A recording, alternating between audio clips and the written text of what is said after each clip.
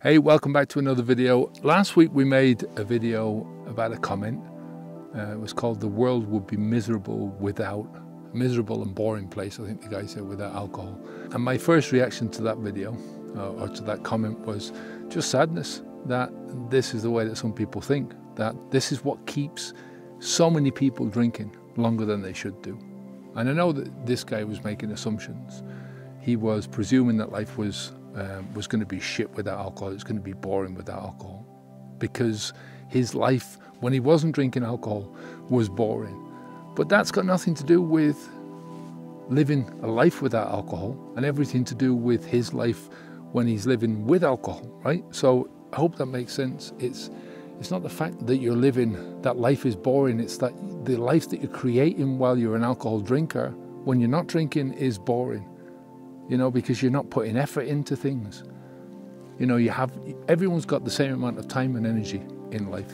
Everyone's got the same amount of time anyway, 24 hours in the day.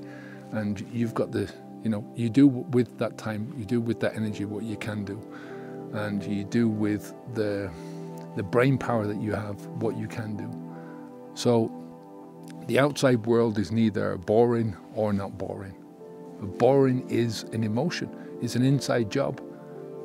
You know, you can put any two people in the exact same environment, but one finds it incredibly boring and the other is going to find it incredibly stimulating or incredibly engaging.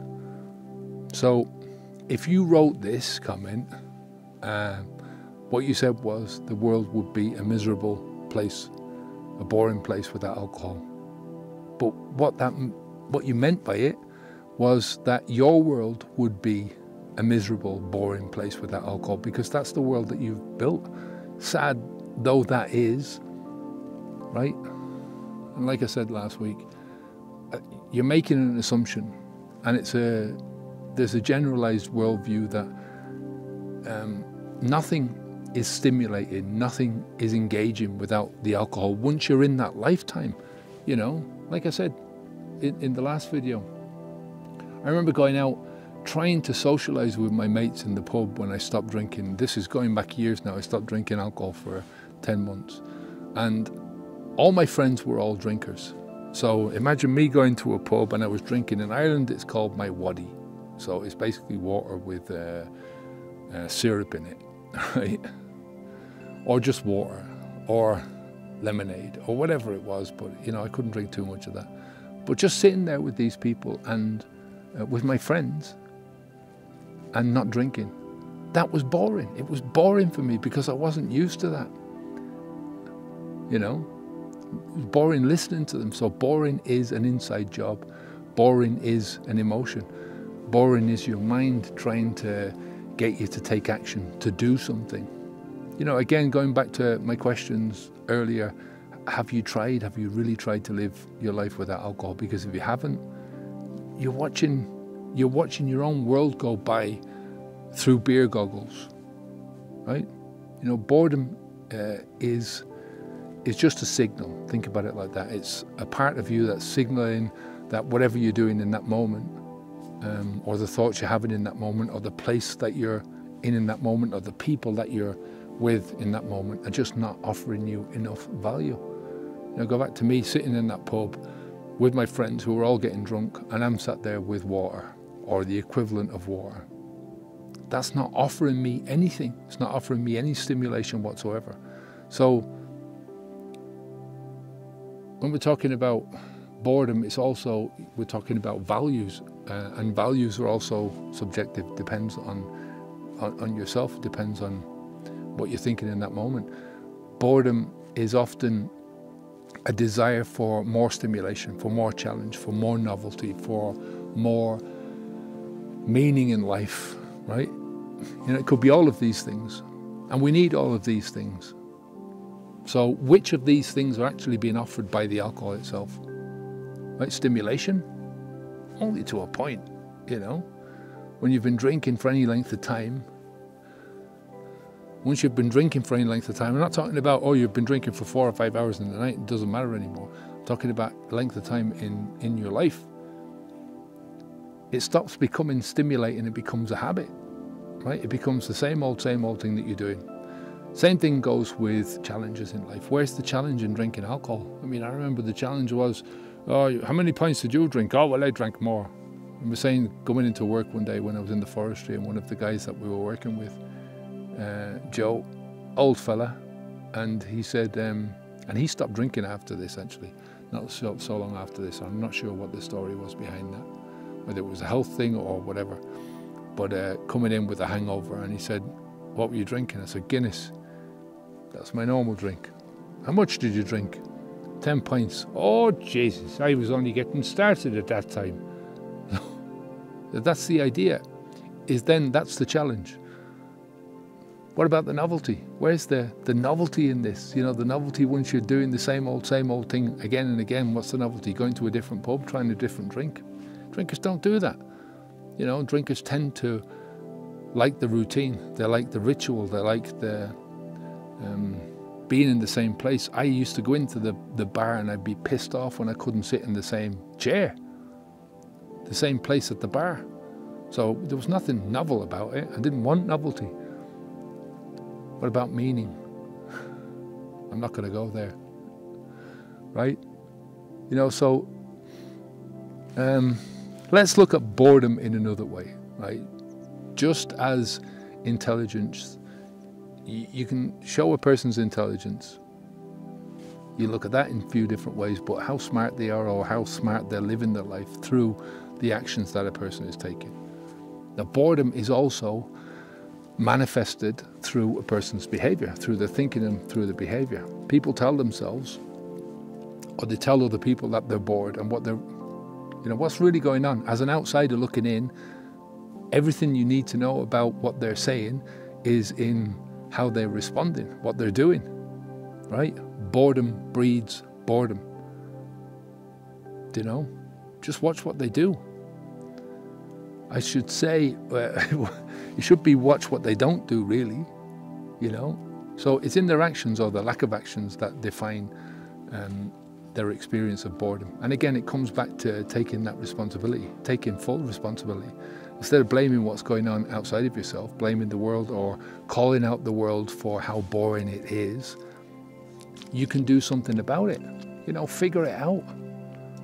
As with most things in life, 2% of what happens to you in life, and it's 98% about how you respond, how you react. That's what matters.